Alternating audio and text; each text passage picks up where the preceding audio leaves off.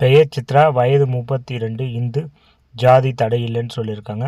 சிம்ம ராசி, மகம் நட்சத்திரம், கல்வி தகுதி 9th முடிச்சிருக்காங்க. வேலைக்கு எதுவும் போகலைங்க, வீட்டில் தான் இருக்காங்க. அதாவது ஹோம் மேக்கராக இருக்காங்க.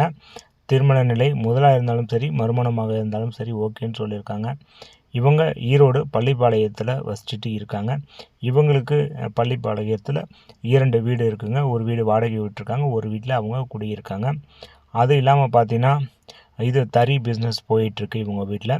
அப்புறம் அது இல்லாமல் பார்த்தீங்கன்னா இவங்களுக்கு வந்து பார்த்தீங்கன்னா தறி பார்த்துக்கிறாங்க. அது இல்லாமல் நார் மில் வச்சுருக்காங்க. அது 2மே இவங்க தான் பார்த்துக்கிட்டு இருக்காங்க. ஓகேங்களா. இவங்களுக்கு மாதம் வந்து வருமானம் பார்த்தீங்கன்னா கிட்டத்தட்ட 70,000 80,000 கிட்ட வந்துட்டுருக்குங்க. காசு பணத்துக்கெல்லாம் எந்த பிரச்சனையும் இல்லை. படிப்பு தான் கொஞ்சம் கம்மி. அதனால தான் பார்த்து ஓரளவுக்கு வசதியான மாப்பிள்ளை பார்த்து கொடுத்தாங்க. ஆனால் அங்கேயும் பார்த்தீங்கன்னா நிறைய பிரச்சனைகள். அந்த பிரச்சனைகள் வந்து ஓயும் மகள் நன்றாக வாழ்வாள் அப்படின்னு நினச்சி ரொம்ப ஆசைப்பட்டாங்க. ஆனால் கடைசி வரைக்கும் அது பிரச்சனை தீரவே இல்லை. ஏன்னா மணமகன் வந்து பார்த்திங்கன்னா ரொம்ப ஒழுக்கத்தில் கேடானவராக இருந்து விட்டார்.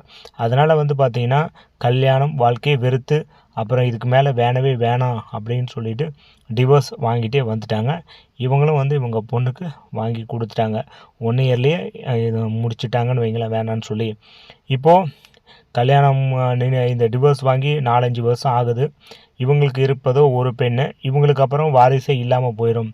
குடும்பம் வந்து வாரிசே இல்லாமல் போயிடும் அப்படிங்கிற ஒரு நிலைக்கு வந்திருக்கு. அப்புறம் பெண்ணுக்கிட்ட சொல்லியிருக்காங்க, கல்யாணம் பண்ணுக்கம்மா, உனக்கு யாரும் இல்லை, அதுமாதிரி நம்ம குடும்பத்துக்கும் அடுத்த வாரிசு யாரும் இல்லை அப்படின்னு சொல்லியிருக்காங்க. ஸோ இவங்களும் மனம் மாறி சரி நான் பண்ணிக்கிறேன் அப்படின்னு சொல்லியிருக்காங்க. ஆனால் மணமகனை பற்றி நன்றாக விசாரிச்சுக்கிட்டு கல்யாணம் பண்ணிக்கிறேன் அப்படின்னு சொல்லியிருக்காங்க.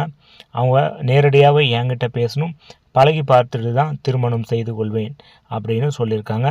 இன்னொன்று வீட்டோட மணமகனாக கேட்டிருக்காங்க. படித்தவராக இருந்தாலும் சரி, படிக்காதவராக இருந்தாலும் பிரச்சனை இல்லை.